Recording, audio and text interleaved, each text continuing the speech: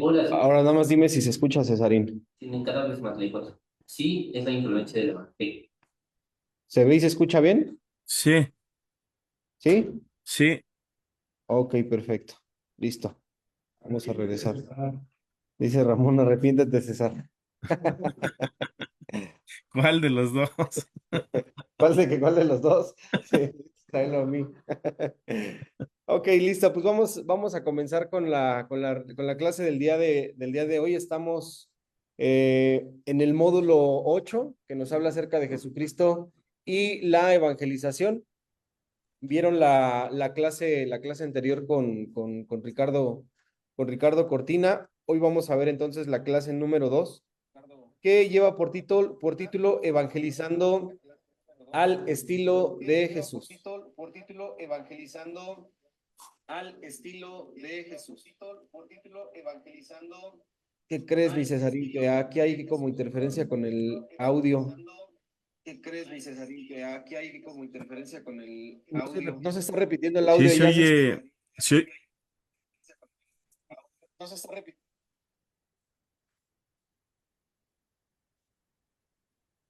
A ver ahí. ¿Estás por ahí, Cesarín? Ahí yo te oigo bien. Sí, ¿me escuchas bien? Es que se estaba repitiendo el audio. Aquí yo ya te escucho bien. No se oye amontonado, repetido.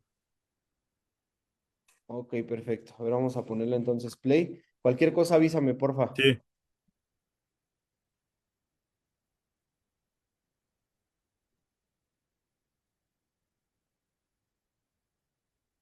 Como una piedra que cae en el agua produce olas que se extienden cada vez más lejos. Yo, que le debe estudiar. Nuestra tarea consiste en llevar el mensaje del Evangelio a quienes no conocen a Jesús y los métodos que él usó como nuestro ejemplo, modelo y guía. Si quisieras compartir tu fe cristiana con una persona que no conoces, ¿cómo empezarías? Los siguientes versículos nos muestran que, así como Jesús hizo, del mismo modo debemos hacer nosotros. Juan capítulo 20, versículo 21 y primera de Juan capítulo 2, versículo 6. La paz sea con ustedes, repitió Jesús. Como el Padre me envió a mí, así yo los envío a ustedes. Los que dicen que viven en Dios deben vivir como Jesús vivió. Sí. El método de Jesucristo.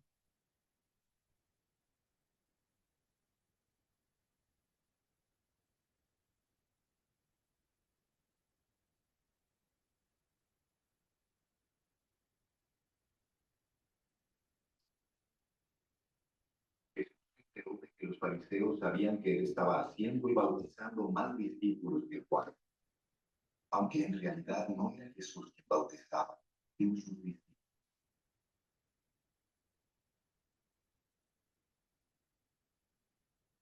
Por eso se fue de Judea y volvió otra vez a Galilea. Como tenía que pasar por Samaria, llegó a un pueblo samaritano llamado Sicar, cerca del terreno que Jacob le había dado a su hijo José. Allí estaba el pozo.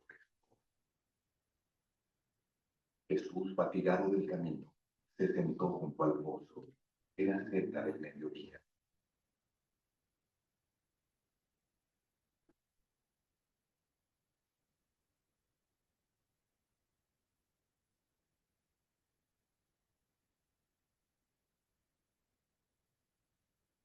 Los discípulos habían ido al pueblo a comprar comida.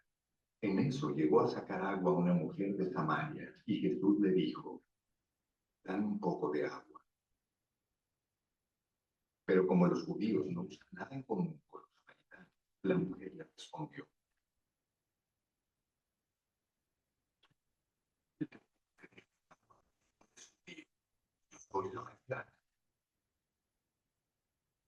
Si supieras lo que Dios puede dar y conocieras al que te está pidiendo agua, contestó Jesús, tú le habrías pedido a él y él te habría dado agua que da vida. Señor, ni siquiera tienes con qué sacar agua y el pozo es muy hondo. ¿De dónde pues vas a sacar esa agua que da vida? ¿Acaso eres tú superior a nuestro padre Jacob, que nos dejó este pozo, del cual bebieron él, sus hijos y su ganado?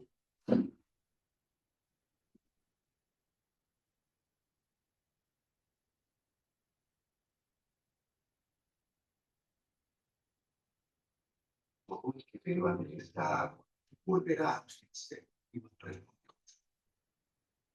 Pero el que beba del agua que yo le daré no volverá a tener sed jamás, sino que dentro de él esa agua se convertirá en un manantial del que brotará vida eterna.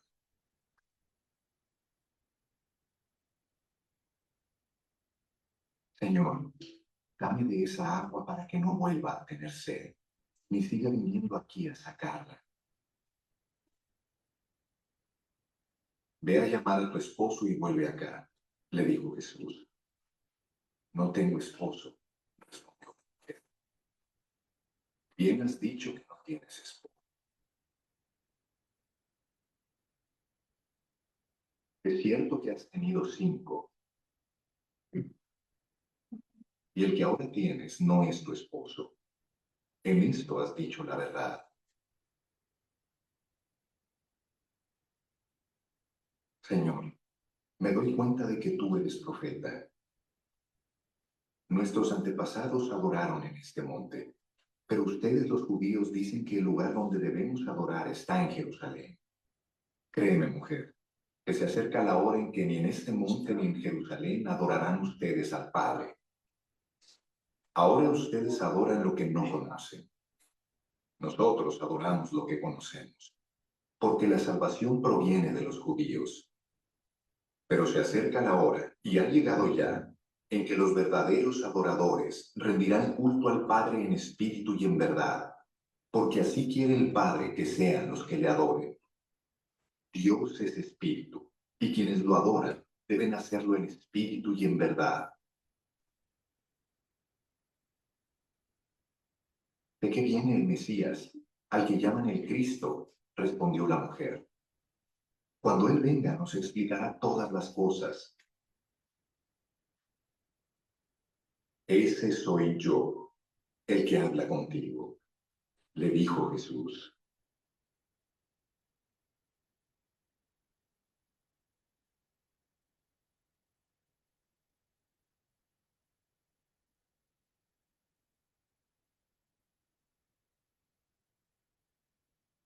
En esto llegaron sus discípulos y se sorprendieron de verlo hablando con una mujer, aunque ninguno le preguntó, ¿qué pretendes? O ¿de qué hablas con ella? La mujer dejó su cántaro, volvió al pueblo y le decía a la gente, vengan a ver a un hombre que me ha dicho todo lo que he hecho. ¿No será este el Cristo? Salieron del pueblo y fueron a ver a Jesús. Número 1, planeó el encuentro con anticipación. Ahorita les traen las hojas, ¿eh? Número 1, planeó el encuentro con anticipación. Como tenía que pasar por Samaria, llegó a un pueblo samaritano llamado Sicar, cerca del terreno que Jacob le había dado a su hijo. Cuando los judíos viajaban de Judea a Galilea, siempre rodeaban para evitar pasar por Samaria, porque le era necesario pasar por Samaria. Además, aun cuando hubiera pasado por Samaria para ir a Galilea, la ciudad de Sicar estaba fuera de la ruta normal. Este principio nos enseña que debemos planear el encuentro con anticipación y cuidado a quienes debemos evangelizar. Segundo, tomó la iniciativa del diálogo.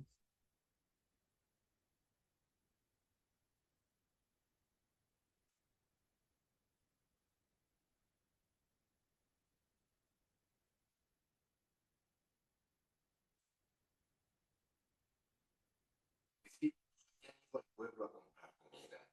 En eso llegó a sacar agua una mujer de Samaria, y Jesús le dijo, dame un poco de agua. Jesús envió a todos los discípulos a comprar comida porque a propósito quería quedarse solo para evangelizar a la mujer. Cuando por fin llega la mujer, Jesús toma la iniciativa del diálogo pidiéndole algo que ella podía darle y que él necesitaba. Una manera positiva de romper el hielo y hablar con una persona desconocida es pedirle que nos ayude con algo que necesitamos. Este principio enseña que debemos ser humildes y no pensar que lo sabemos todo y que pedir ayuda sirve para iniciar un diálogo. Entonces, ¿cómo romper el hielo para iniciar el diálogo con una persona? Ay, Dios mío. Perdón, es que esto...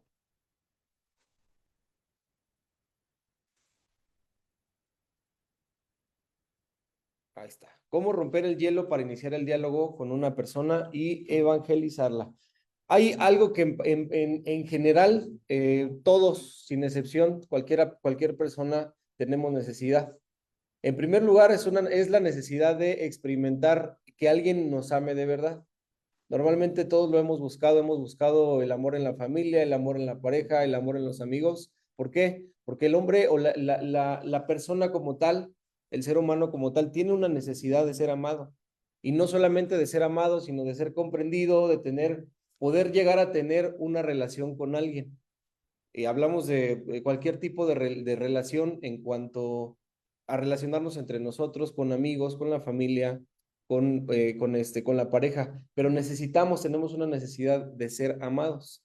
Entonces, Dios, la forma en la que se acerca hacia nosotros, ¿de qué forma es? Dice la Escritura, el corazón de la Biblia, ¿verdad? Juan 3:16 dice que de tal manera amó Dios al mundo, que envió a su Hijo unigénito a morir por nosotros para que nosotros creamos en Él y a través de creer en Él podamos ser salvos y tener vida eterna. Dios se manifiesta a nosotros desde el primer momento a través de su amor. ¿Por qué? Porque Él sabe perfectamente la necesidad que tenemos cada uno de nosotros de ser amados. De esa misma necesidad tiene el resto de las personas. Ahora, ¿cuál es la forma o el método que nosotros podemos utilizar para romper el hielo con la gente y comenzar una conversación? Lo vimos con el ejemplo de Jesús. ¿Qué fue lo que hizo con la mujer samaritana? Le pidió agua. ¿Tú crees que Jesús no podía sacar el agua del pozo? Obviamente sí. Él tenía la capacidad para hacerlo. Pero ¿qué hizo? Vio que era una forma en la cual él se podía acercar hacia la mujer y comenzar a entablar una conversación. Entonces se le acerca a la mujer, le dice, dame de beber. Ese es un método que nosotros podríamos utilizar, buscar alguna forma en la cual otra persona nos pueda ayudar a cubrir alguna necesidad y tal vez esa necesidad nosotros mismos la podemos cubrir. Tal vez tú mismo tienes bajo tus medios, bajo tu disposición, el poder cubrir una necesidad. Pero si tú permites que otra persona te ayude a hacerlo, pues obviamente das pie a que la conversación empiece. Esa es una manera de romper el hielo, ¿no? No sé, cualquiera de nosotros, tal vez vas caminando por la calle y no sé, tal vez ves a una persona, ¿qué te puedo decir? Que esté cargando las bolsas y pues podría ser incluso que del otro lado no tenga necesidad de que tú lo ayudes, pero el hecho de que yo me acerque a la persona, ¿sabes qué? Te ayudo a cargar tu bolsa, ¿no? O voy cargando yo algo y le dices a alguien, ¿sabes qué? Échame la mano para cargar esto. Ya estás dando pie a que esa persona, pues de alguna forma empiece a socializar contigo y genere una conversación.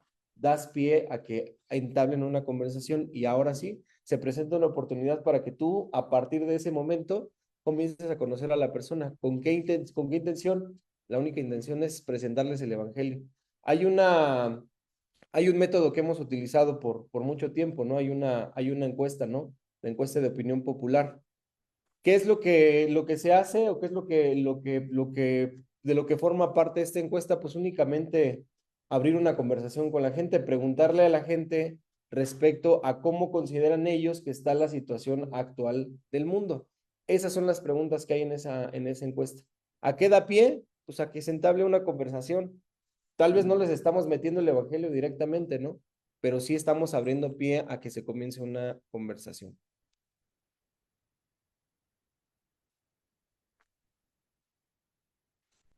De nuevo, hay que mantener un equilibrio. Hay personas en el día de hoy muy sinceras, pero que predican un evangelio social. Como una reacción, hay otros que piensan que hay que dar al oyente una clase de 6 meses de teología propia antes que puedes predicar el evangelio. Entonces, los dos extremos no son buenos. Primeramente, Si yo sé que tengo solamente 5 minutos con una persona, yo voy a tratar de compartir todo el evangelio.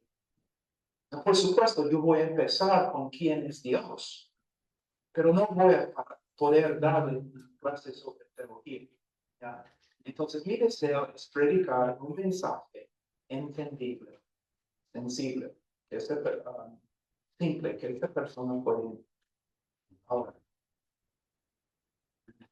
la mejor manera de contestar esta pregunta es: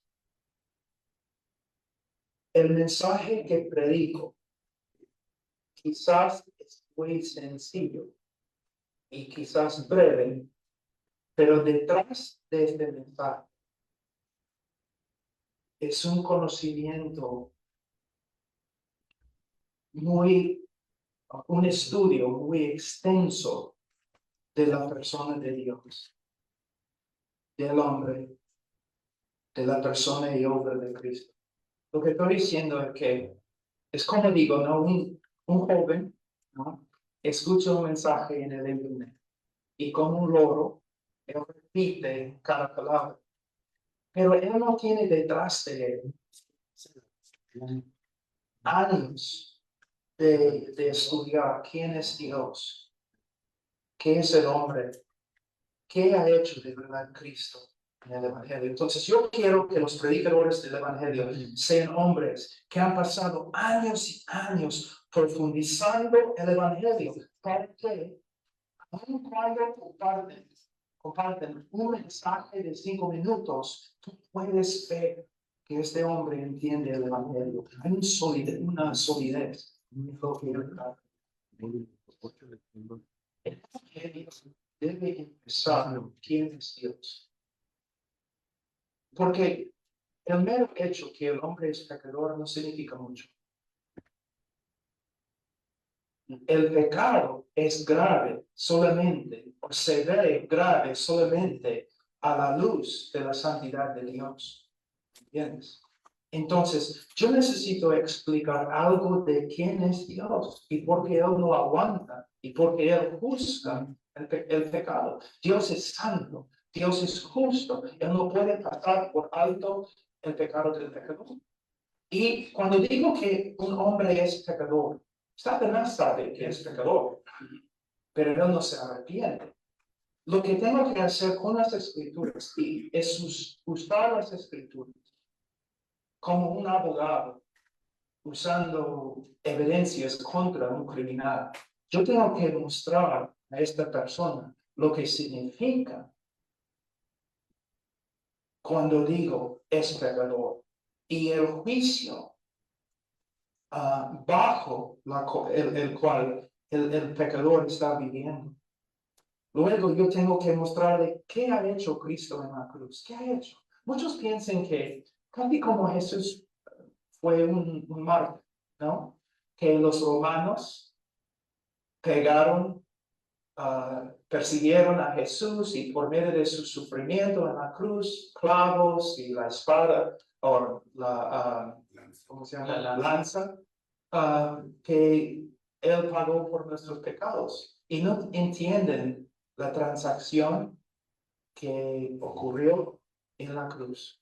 Que en la cruz el Hijo de Dios llevó nuestro pecado y toda la ira, toda la santa justicia de Dios que debe caer sobre nosotros por toda la eternidad, cayó sobre el Hijo.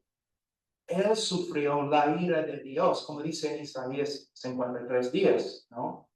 Que el Señor, ¿cómo es en español? Lo aplastó. Lo aplastó. Isaías 53:10. Voy a buscarlo porque es tan importante. En inglés, yo sé, pero Dios quiso quebrantarlo. Quebrantarlo, pero la idea, quebrantarlo es que lo quebrantó bajo la ira que tú mereces y yo merezco. Eso es algo, aunque los sufrimientos físicos del Señor eran necesarios para nuestra redención, lo que de verdad pone fin a nuestro pecado es Cristo quebrantado por la ira de Dios en la cruz. Y después el significado de la resurrección. Y también cómo debemos invitar a los hombres para que reciban a Cristo. Tercero, no entró en contienda. Pero como los judíos no usan nada en común con los samaritanos, la mujer le respondió: ¿cómo se te ocurre pedirme agua si tú eres judío y yo soy samaritana? Si supieras lo que Dios puede dar y conocieras al que te está pidiendo agua, contestó Jesús, tú le habrías pedido a él y él te habría dado agua que da vida. La mujer puso una barrera racial para contender, sin embargo, Jesús no discutió con ella y ni siquiera contestó su pregunta. Simplemente se limitó a dar el mensaje de su padre y no permitió que las barreras de la mujer lo desviaran de su objetivo. Este principio nos enseña que no debemos contender, aunque pongan barreras, y a ceñirnos a dar el mensaje de salvación. Cuarto, le ofreció satisfacer su necesidad. Si supieras lo que Dios puede dar y conocieras al que te está pidiendo agua, contestó Jesús, tú le habrías pedido a él y él te habría dado agua que da vida. Todos los seres humanos tenemos la misma necesidad de amar y ser amados. Jesús le ofreció saciar su sed espiritual. También todos tenemos el mismo complejo, el de la culpa. Jesús, en vez de condenarla o amenazarla, le ofreció salvación. Este principio nos enseña que no debemos condenar, sino ofrecer lo que Dios da: amor, vida eterna y perdón de pecados. Quinto, permitió el diálogo.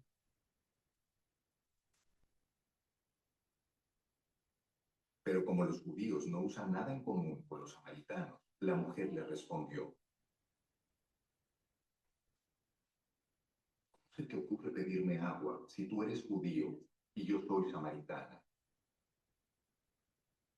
Si supieras lo que Dios puede dar y conocieras al que te está pidiendo agua, contestó Jesús, tú le habrías pedido a él y él te habría dado agua que da vida. Señor, ni siquiera tienes con qué sacar agua y el pozo es muy hondo. ¿De dónde pues vas a sacar esa agua que da vida? ¿Acaso eres tú superior a nuestro padre Jacob, que nos dejó este pozo, del cual bebieron él, sus hijos y su ganado?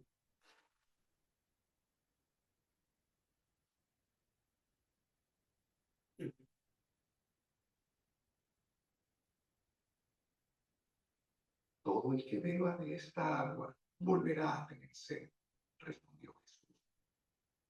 Pero el que beba del agua que yo le daré no volverá a tener sed jamás, sino que dentro de él esa agua se convertirá en un manantial del que brotará vida eterna.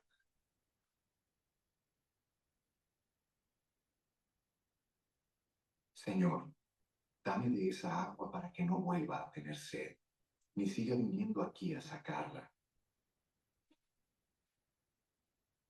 Ve a llamar a tu esposo y vuelve acá, le dijo Jesús. No tengo esposo, respondió la mujer. Bien has dicho que no tienes esposo. Es cierto que has tenido 5, y el que ahora tienes no es tu esposo. En esto has dicho la verdad. Señor, me doy cuenta de que tú eres profeta. Nuestros antepasados adoraron en este monte, pero ustedes los judíos dicen que el lugar donde debemos adorar está en Jerusalén. Créeme, mujer, que se acerca la hora en que ni en este monte ni en Jerusalén adorarán ustedes al Padre. Notemos cómo el encuentro no fue un monólogo. Ella decía, él respondía y viceversa. Este principio nos enseña que al evangelizar debemos permitir el diálogo. Al escuchar, nos ganaremos el derecho a ser escuchados. ¿Por qué es elemental procurar el diálogo con las personas que evangelizamos? El cristianismo ya estableció un método desde hace muchos años, ¿no? Ese método es presentarle a la gente las 4 verdades espirituales y simple y sencillamente tu trabajo es sales, evangelizas en la calle, vas tocando puertas, la persona que te abre, oye, vengo a hablarte de Dios, vengo a hablarte de la palabra, y la mayoría de la gente lo que hace inmediatamente, pues te cierra la puerta, ¿no? Porque no quieren saber, muchos no quieren saber nada de Dios. Y pasa, puedes seguir y tal vez vas a encontrar una persona que te abra la puerta. ¿Sale? ¿Qué vas a hacer con la persona que te abra la puerta? A como nos han enseñado. Vas a presentarle las 4 verdades espirituales. ¿Cuáles son esas 4 verdades espirituales? ¿Se las saben? Ok.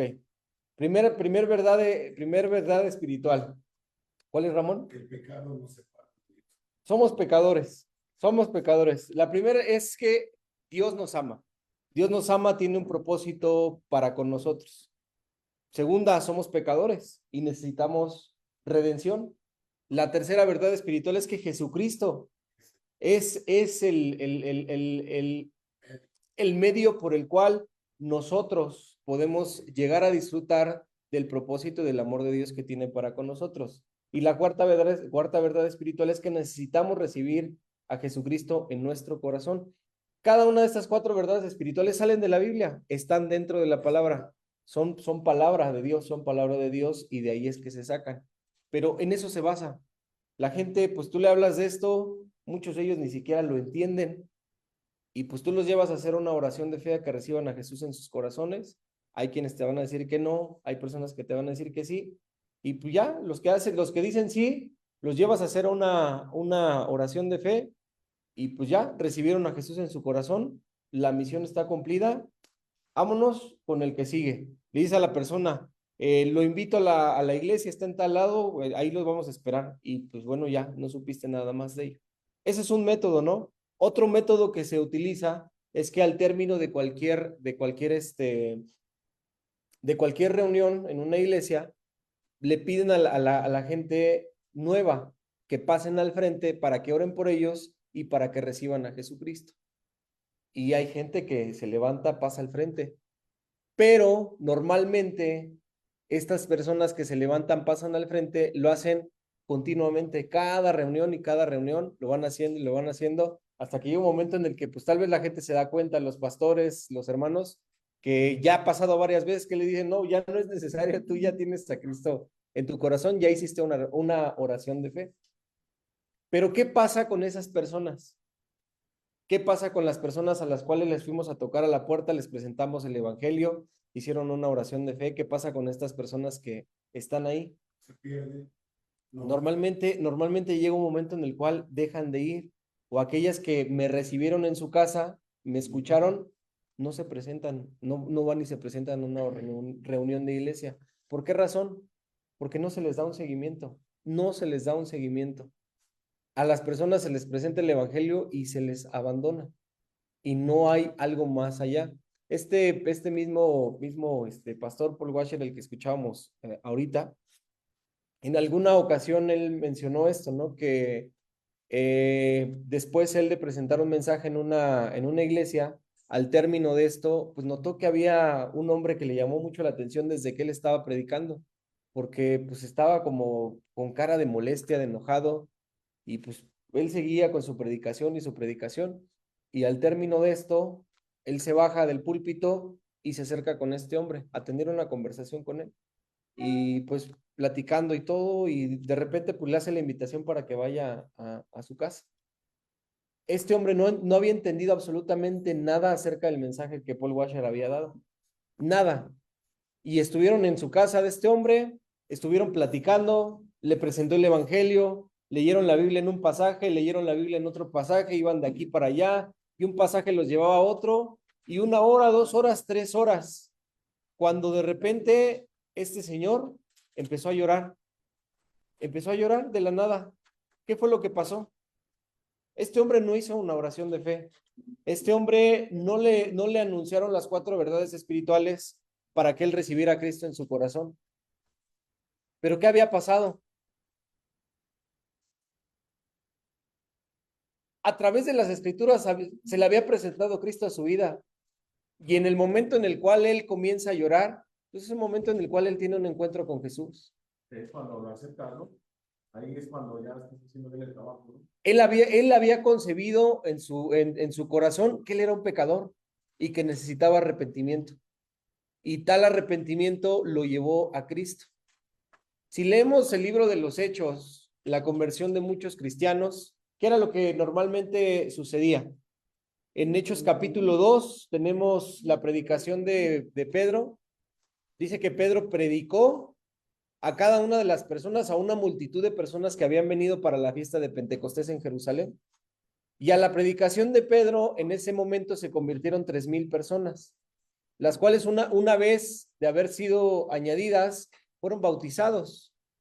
Capítulo 4 de Hechos, la misma predicación, hay otra segunda predicación por parte de Pedro y el resto de los apóstoles, y se convierten 5,000 personas, se bautizan y nuevamente son otras personas añadidas a la iglesia. ¿Qué pasó con estas personas? Les dieron un seguimiento y la iglesia comenzó a crecer y a partir de ese momento se les nombró cristianos por primera vez. Y dice que las iglesias crecían, se multiplicaban, tenían todas las cosas en común, compartían el pan, las oraciones, y ahí estaban casa por casa, familia por familia, teniendo reuniones, hablando acerca de Jesús, acerca del evangelio. Había un seguimiento y había un crecimiento. Exactamente. Exactamente.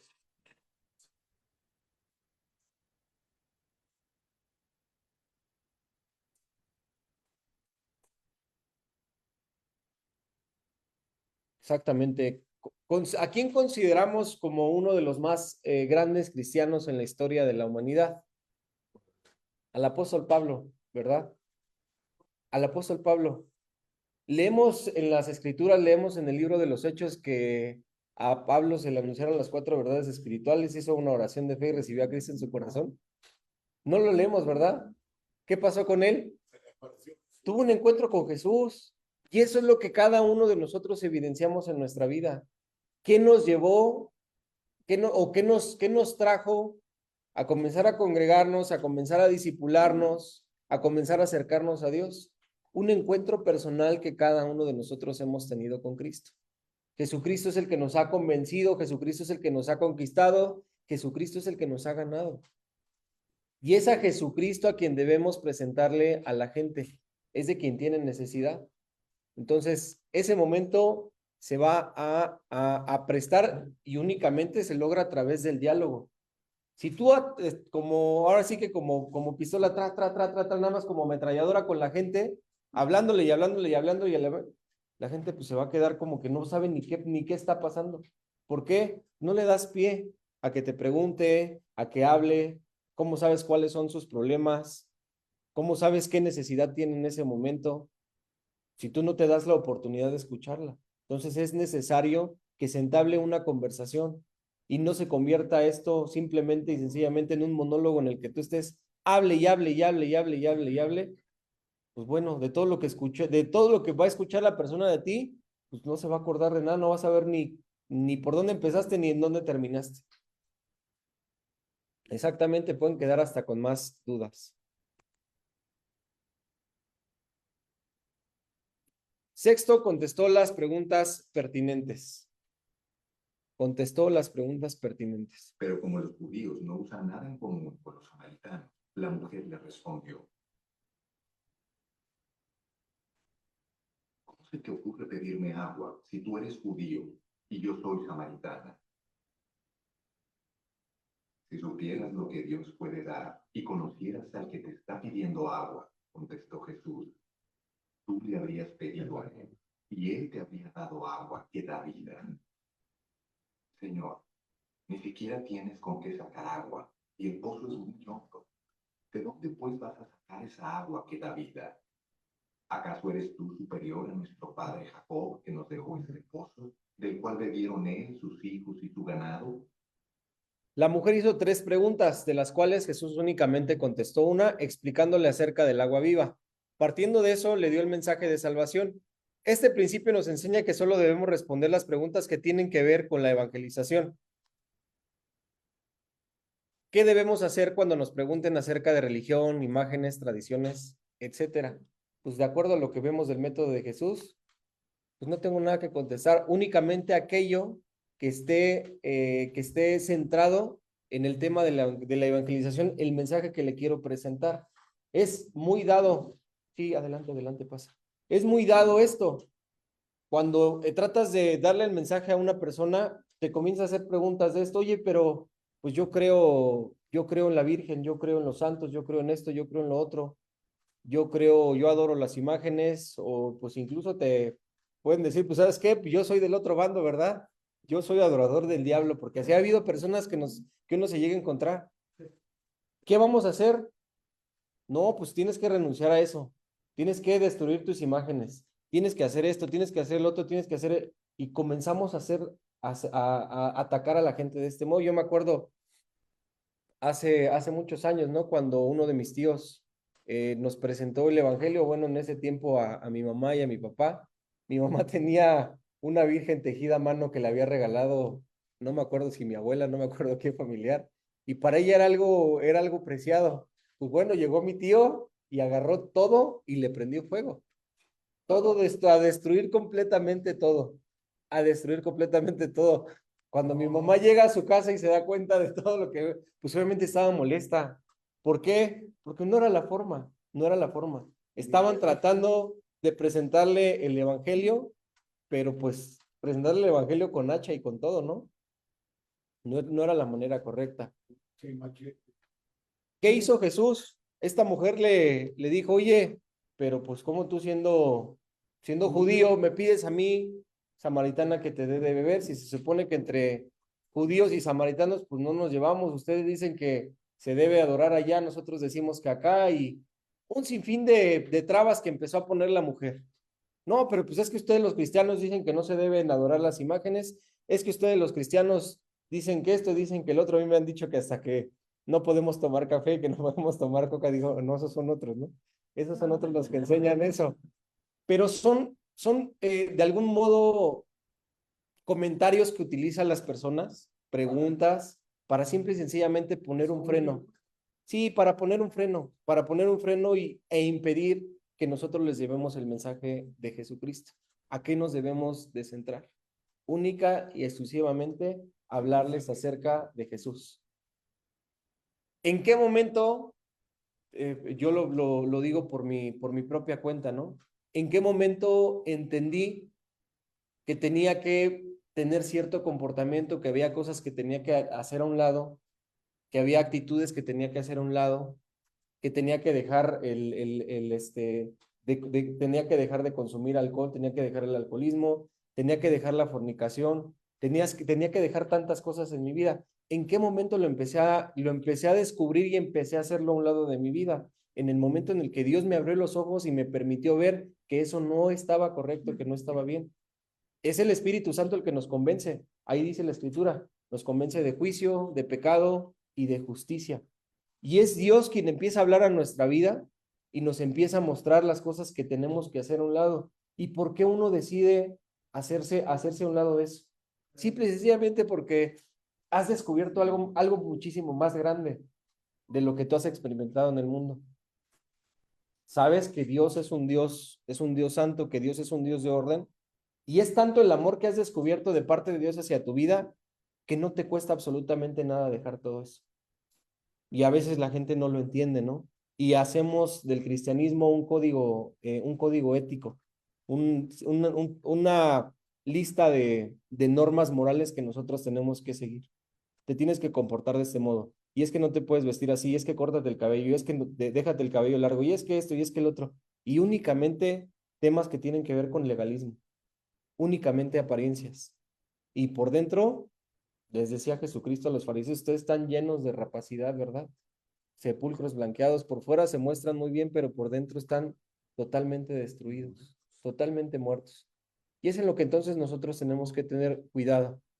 No se trata de corregir a la gente en el momento en el que les presentamos el evangelio. La gente está necesitada de amor, necesitada de esperanza, y llega uno y les avienta la piedra, pues van a decir, no, pues ahora sí que los vacunamos contra el evangelio. Y es por eso que no quieren escuchar, no quieren saber nada de Dios, porque lo único que nosotros hemos conseguido o hemos hecho es atacarlos. Inmunizarlos.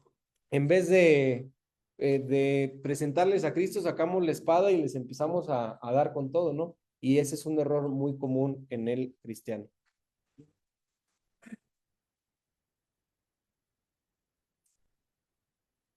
Séptimo, siempre regresó al tema principal. ¿Acaso eres tú superior, nuestro padre Jacob, que nos dejó este pozo, del cual bebieron él, sus hijos y su ganado?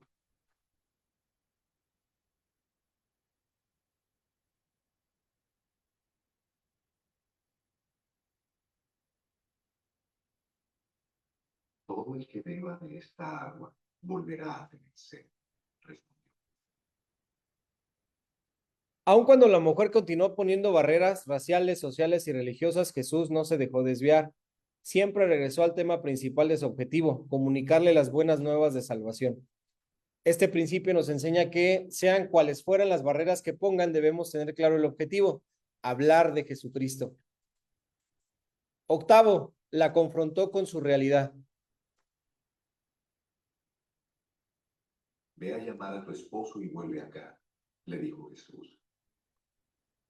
Cuando Jesús notó que ella se interesó en lo que le ofrecía, pues le pidió que le diera a beber del agua viva, entonces la confrontó con su realidad, al poner el dedo sobre la llaga, pues él sabía que vivía en fornicación y se había divorciado 5 veces. Este principio nos enseña que cuando la persona se interese, debemos con sabiduría confrontarle con su pecado. Noveno, le dijo la verdad en amor.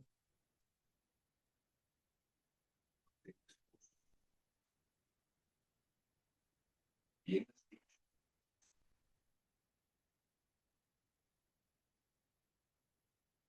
Cierto que has tenido 5,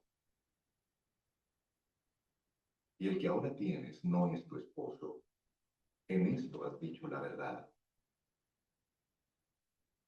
La mujer mintió abiertamente que no tenía marido, sin embargo, había algo de verdad en lo que respondió. Jesús, en vez de condenarla, la felicita por la poca verdad que dijo y la descubre la mentira, pero con tacto y con amor.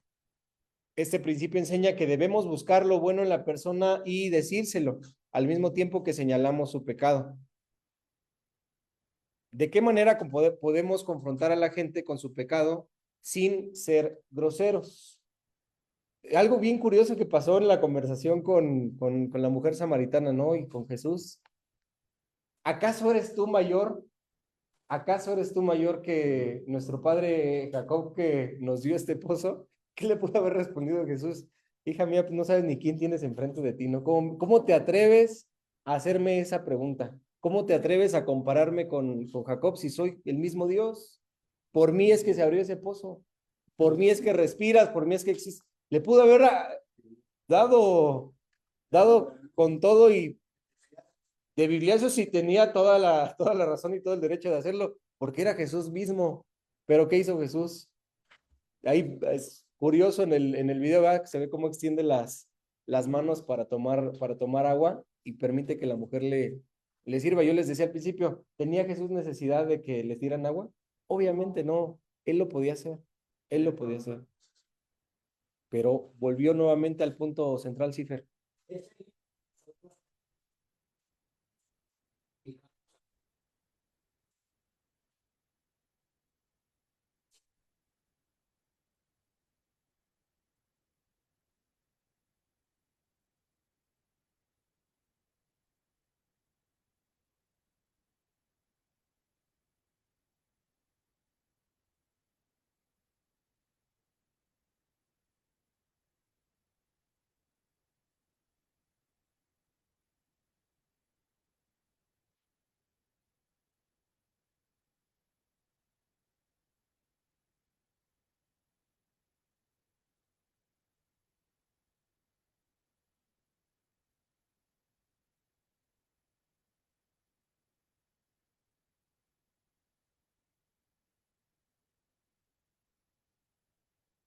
Exactamente, exactamente. Tener, pues, justamente mucho cuidado, ¿no?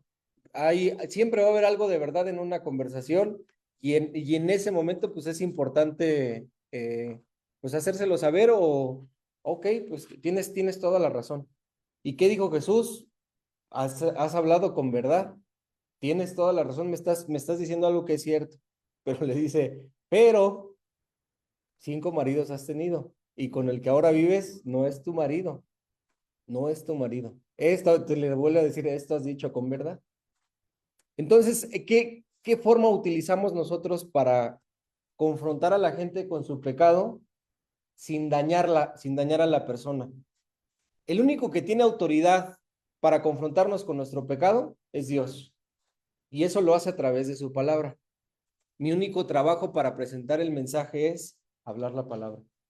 No sé si se acuerdan en el libro de los Hechos, cuando Pablo se presenta en una ciudad donde tenían muchos dioses, ¿no? Y entre los dioses encontró uno que decía, ¿al dios qué? Al dios desconocido, una estatua que tenían ahí, ¿no? ¿Se acuerdan qué dijo Pablo? Pablo pudo haber llegado con el marro y mira, acabar con todas las imágenes que tenían ahí, destruir todo y decirles, ¿cómo? Como el tío, como mi tío, hubiera llegado con todo a destruirles sus dioses falsos y le hubiera dicho arrepiéntanse porque ustedes están adorando dioses falsos y esto y el otro y aquello, pero no, ¿qué hizo? Ese es el Dios al que yo les vengo a presentar, al Dios desconocido, al que ustedes adoran, y les empezó a decir, pero Dios, este Dios no se da a conocer a través de imágenes ni esto, y les empieza a mostrar la escritura. Les aplaudió que buscaban a Dios. Ustedes están haciendo algo bien, están buscando al Dios que yo les vengo a presentar, al Dios de las escrituras, pero ese Dios no se presenta de esta forma, ni a través de imágenes, ni a través de cosas hechas por manos de hombre. Les habló de lo que nos habla ahí en Éxodo capítulo 20, el primer mandamiento de la ley, ¿no? ¿Cómo? No, el primer mandamiento de la ley de Moisés, ¿se acuerdan cuál es? No tendrás dioses ajenos delante de ti, ni te harás imágenes de ellos. Eso es exactamente lo que tenemos. Pablo les presentó lo que la palabra enseña, pero les aplaudió que estaban haciendo algo correcto. ¿Qué es lo mejor cuando se nos presentan situaciones de este tipo? Llegamos a un hogar, a una familia donde tienen imágenes. Oye, pues me doy cuenta que has buscado de Dios, que te interesas por conocer de Dios. Y ay, la gente te va a decir, sí, fíjate que tengo este altar y que les prendo las veladoras y que tengo esto y que tengo el otro y que tengo aquello. Estás buscando de Dios, eso me da gusto, qué bueno que busques de Dios. Pues yo solamente te quiero compartir lo que la Biblia enseña. Dios te ama esto y el otro, pero Dios no se presenta ante nosotros a través de imágenes, a través de esto. Únicamente le presento el Evangelio. Yo no le voy a decir, tienes que destruir esos altares, tienes que destruir esas imágenes porque es idolatría, porque va en contra de lo que la Biblia. No, yo únicamente le presento la Biblia. Dios, sí, y Dios se encargará de convencer a esta persona de que eso no está correcto ante sus ojos.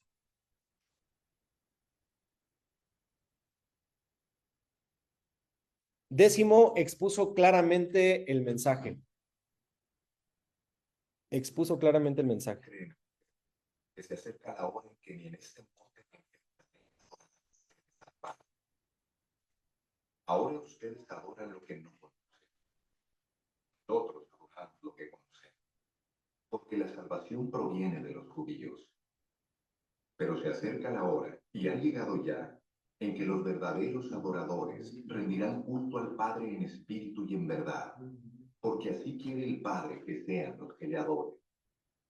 Dios es espíritu, y quienes lo adoran deben hacerlo en espíritu y en verdad. ¿De qué viene el Mesías, al que llaman el Cristo? Respondió la mujer. Cuando Él venga, nos explicará todas las cosas. Ese soy yo, el que habla contigo, le dijo Jesús.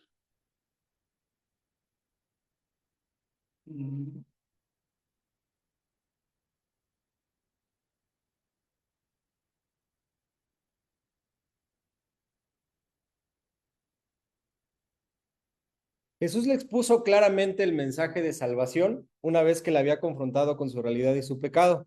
Este principio nos enseña que debemos tener claro el mensaje y exponerlo con claridad.